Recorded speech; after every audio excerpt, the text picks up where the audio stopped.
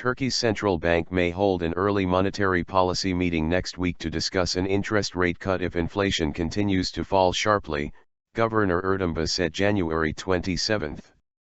Başçı, who are under pressure from the government to lower rates ahead of the June parliamentary elections, said the central bank could act as early as February 4 if data due a day earlier shows January inflation slowing by more than 1 percentage point.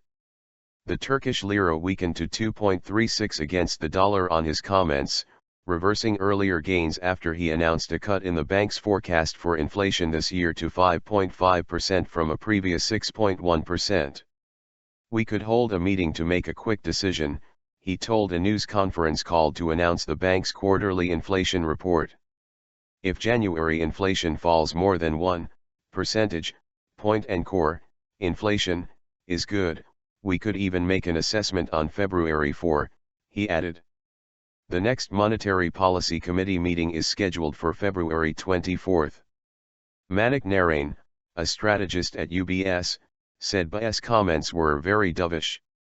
Considering emergency meetings in line with falling inflation does seem arguably a bit premature, given that their inflation target is 5%. It does create some medium-term risks, Narain said.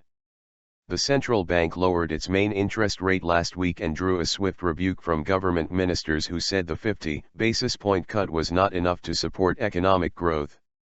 The bank cut its main one-week repo rate to 7.75% in response to slowing inflation, but left other rates on hold. Inflation may drop to lowest in 45 years. Başçı said inflation could drop to its lowest point in 45 years in 2015 and said the midpoint of the bank's 2016 year-end inflation forecast was 5%. The decline in inflation is expected to accelerate from this month, approaching the bank's 5% target in the middle of the year, he added.